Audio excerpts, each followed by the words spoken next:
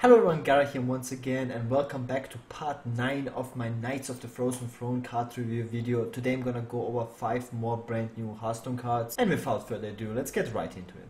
And the very first card we have is Archbishop Benedictus. It is a 7 mana 4/6 priest legendary. The battle cry is shuffle a copy of your opponent's deck into your deck. So it is a very slow card, so you would not play this in a tempo based deck. Like, what kind of archetypes of priest do we have right now that are playable? Silence Priest, Dragon Priest, and Control Priest.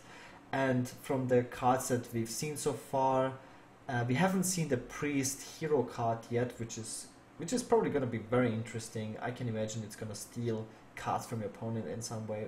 We don't know, we will see. But yeah, this card doesn't really fit in a Silence Priest deck. It doesn't fit in a like tempo based priest deck. I wouldn't play this in a Dragon Priest deck because you wanna draw more dragons, and if your opponent is playing, let's say, an aggressive deck or like a Jade deck or whatever, you don't really wanna copy that deck and shuffle it into your deck.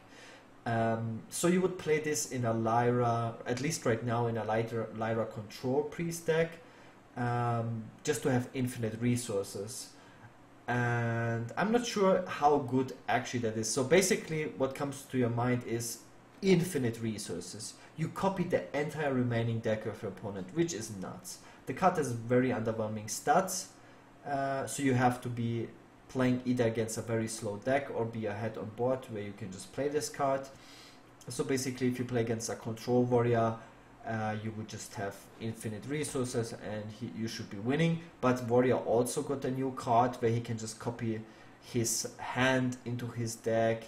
And yeah, if you face a control warrior, you should be winning because you copy his entire deck and the card copies cards in your deck. So you just have like both players have infinite cards.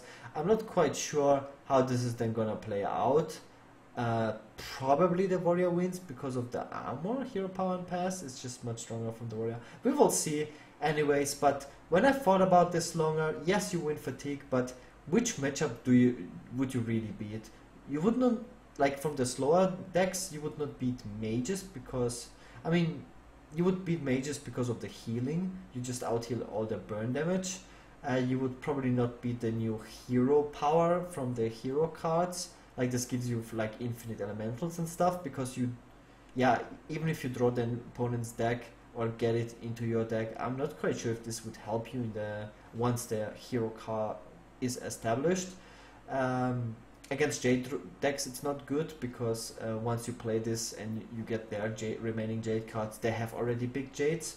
So I can't really think of any matchups currently. Against aggressive decks it's obviously very, very bad. It's too slow. The game plan of aggressive decks is to kill you very early. So a 7 mana 4/6 is very bad in those matchups. So right now I can't think of any matchups where this would be good. So for now this is unplayable. If the meta slows down, if we have like quest mages dominating the meta and control warriors for some reason, other priests, if it would be such a meta, then you would play this card. Right now I would say it is unplayable, even though it is a very insane effect. It's just too slow, way too slow. One of the slowest effects you can imagine. It is kind of like a mega entomb, but you don't have impact on the board. Entomb at least removes something from the board. This doesn't do anything on the board. It just gives you an insane amount of value. And I think current control priest lists have already like almost infinite value with the multiple Elise packs you can get from the Shadow Visions and the Draconic Operatives. Do you even need more value? That's the question. And this card takes up a slot in your deck. I think it is a bad card. That's my opinion after thinking about it. And yeah, I know that a lot of people are very hyped about this card. It looks more like a meme card. I really hope this will not be the meta, because there's not much skill involved into just taking your opponent's entire deck and then just have infinite resources, and like then skill doesn't matter at that point. If you just play 30 or 40 more cards in your opponent, in the end, where's the skill aspect about resource management? So I hope this stays just like a meme card for meme decks and doesn't become meta. Next one.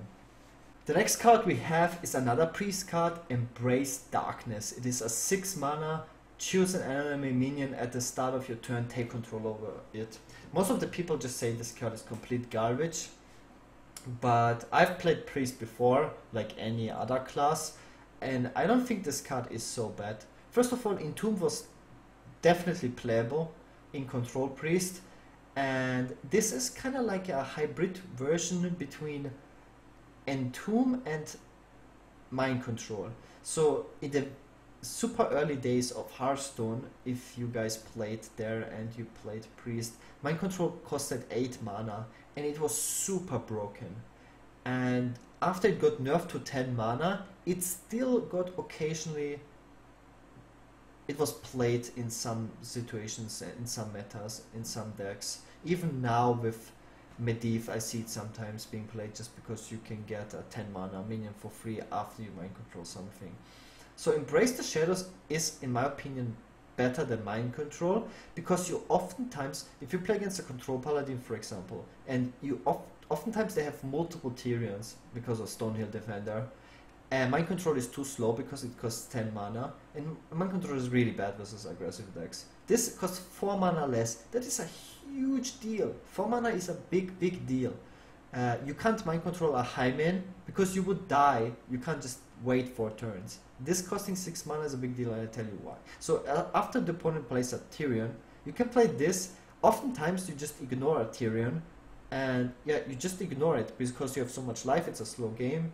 You have a lot of life regeneration. You can ignore a Tyrion for a turn. Like if you run Mind Control, that's how you play against Tyrion. If you don't have the mana, you just ignore it and steal it later. You just play Torrents and stuff. With this, you can immediately use this on a Tyrion and take it. And you get it the next turn. And if you have nothing on the board, he can't sacrifice it. It's very hard to kill off your own minions. For example, just because I brought up this example with Tyrion, like what can a Paladin do to kill off his own Tyrion? A quality Pyromancer, if there's a Divine Shield on it, he can't even do that. So he can trade it off on your board theoretically, but Priest has very bad minions for trading off your board. Like usually they have very low attack and a lot of health. So I think this is just a better Mind Control. And it's better than Entomb because you get the minion into play. I think it's much better to take opponent's stuff. Right now the fatigue cards don't matter as much anymore, just because of the Elise and the multiple books and that sort. And you get just so much value, you can just generate boards, and it rarely goes down to fatigue. If it goes down to fatigue, Priest usually has that many resources where you just out-resource your opponent and just kill him with your remaining resources, not you die because of fatigue damage. With a card like this, you take the opponent's biggest minion, like his win condition, but you get it also into play. It is kind of like a delayed Mind Control. And I think it's better than Entomb, and I think it's better than Mind Control because of the less mana cost. I think in a slower meta this is a decent card. You can't attack with the minion you stole because you get it at the beginning of your turn. It's pretty bad. But if you steal a taunt minion, it shouldn't be a big of a deal. And this also deals with very annoying cards like Primordial Drake. Priest has nothing to deal with a Primordial Drake right now. Or Ysera. Yes, I don't think it's even that bad. Like you use it on Ysera, your opponent will get an additional card. But then as soon as it's your turn, you get it, right? I don't think it's that bad. You can maybe then even do combos, you know, because your opponent will not kill off his own minion. Even if he does, that's like fine, right? He would kill it off before he gets value out of it. For example, if you combine this with Faceless, like you would do this on a big... I know Ysera is not really played, but this is just an example. You do this on Ysera, the opponent will not kill it off most likely because he wants to get the additional card. Then you get it, and you still have the 10 mana available. Like you have the minion on your board, and you could technically Faceless Shamblade or Faceless Manipulator it. Then you have 2 Yseras, and you still have 5 mana left to deal with the opponent's board. I think this really works like a better Mind Control. Also, like in the turn you use this card, you still have mana available. I think this is a very cool card. I really like it. I don't think it's as bad as people make it look like. I think it's definitely a valuable card, and this is my input on it. So obviously in an aggressive meta where people just kill you with patches on turn 3, this is garbage, because the biggest minion they have is probably Hydra, if you can do this on a Hydra and survive somehow with healing spells, that is actually also not too bad. Like if you can play this and the next turn you stabilize with healing potion, but you still have the minion, and I don't know. I think it's a nice card. I would play this over Mind Control any day. Definitely viable card. The next one we have is a neutral, no, it's actually another priest card, Sunborn Val'kyr. Battlecry, give adjacent minions +2 health. 5 mana, 5/4 with a very super situational text. I think this card is pretty bad. It's in the way how Hearthstone works is I play my minion, you remove my minion, you play your minion, I remove your minion, and sometimes you set up AoEs. But yeah, yeah, I think this is just too situational. I won't see too much play. Aggressive tempo based decks. I don't know. It's too conditional. I think this is like a mediocre card at best. I heard that this will have some serious impact on Arena because there you just play minions and trade off, and it's pretty good for tempo trading. But in Constructed this card will not see play. And another super exciting card. It is a Druid card, the Crypt Lord. It's a 3 mana 1/6 taunt after you summon a minion, gain +1 health. I think in Blizzard's mind once again, they are thinking this card, okay, they have this new 9 mana Enzoth that spawns all the taunt minions that die this game. They're like, oh, this is a very defensive card. Well, kind of wrong, because the only deck where we run Tar Creeper in right now, the only Druid archetype, is Aggro Druid, and this seems just so much better than Tar Creeper. It protects your minion even better, and it gets buffed by all your smaller tokens. And from the reactions from what I've seen from people, everyone is talking about playing this in Aggro Druid. This is not, right now at least, a card you play in Aggro, in Taunt Druid. This is a card you play in the most aggressive Druid possible. A very defensive card, which is kind of interesting, but this card is extremely powerful. You would also play this in a defensive Taunt Druid, but I think it's better in Aggro Druid because you have cards like Direwolf and just the buff cards. So buffing this attack of this card is insane because you buff its health. Like the stat line is already insane. 3 mana 1/6 is already good with an upside. This card is absolutely insane and will see play in probably every single Druid archetype. This might even see a play in a Jade Druid. So definitely the strongest Druid class card we've seen so far, and one of the strongest cards in the set. Meta defining. And the final card we have for today is the Mindbreaker. It's a 3 mana 2/5 neutral minion. Hero powers are disabled. Very interesting effect, very good stat line as well. A 3 mana 2/5 is a pretty solid card. You can trade off with just a lot of smaller minions, and the hero power is also very cool. From the normal hero powers, there's not so many classes that wanna even hero power. The classes that really wanna hero power are priest, because they usually wanna play cleric and then just get card draw from that. So against that, it's pretty good. And mages usually want to ping off stuff, but very interesting is that it counters the Taunt Warrior Ragnaros hero power in late game. So that is a very interesting situation. So in early game it's just a 3 mana 2/5, which is not too bad. It's kind of like a Tar Creeper, and it makes it even harder for your opponent to trade it off, because this might even see play in aggro decks, because like you can protect your smaller stuff. If it's against a mage, for example, and you have a 2/1, the opponent can't ping it off with the hero power. That is very annoying. And usually with aggro decks you don't want to utilize your own hero power, and the stats of this card is pretty good. This card actually might see play, even though it's like such a random card. In Taunt Warrior, against Taunt Warrior, if they can't remove it and they can't utilize the Ragnaros hero power, this can win you the game, especially in the mirror. Like, if it comes down to fatigue and we both... Usually it doesn't come down to fatigue, but let's say it comes down to just we hero power each other and just top deck a card. I play this and you can't suddenly hero power anymore. How are you gonna kill it? Like, you're gonna play a minion into mine, then I could kill your minion and you still can't hero power.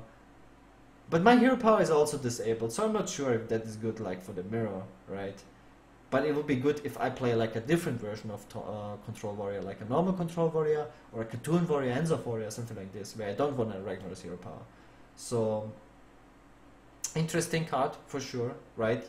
If Control Warlock comes back, he can't life tap. That's insane. Like the old Control Warlock went life tap, Giant or Drake, and if you play this on free, he can life tap into can't life tap. This is crazy. Like in the old meta, this card would be insane. Definitely interesting card. Has a lot of uses. I'm very happy that a card like this exists, so we could just tech it in some situations. Good stat line. Nice card. I can't see this being played yet, but I can at the same time see this card being played. It is not meta defining, it's like a cool tech card. Might even see playing aggressive decks. Yeah. That's it for me for today. A very cool day with very cool new cards. Very excited about this video. Thank you guys so much for watching. I hope you guys enjoyed it as always. I'm so sorry that I sound a little bit tired. I'm awake for pretty much 30 hours without sleeping because I was climbing ladder there for over 26 hours just to finish top 50. I managed to get it. Hope it's enough for preliminaries. Yeah, I'm happy that I still, before I decided to make one more review video before I go to bed. Thanks so much for watching and see you guys tomorrow.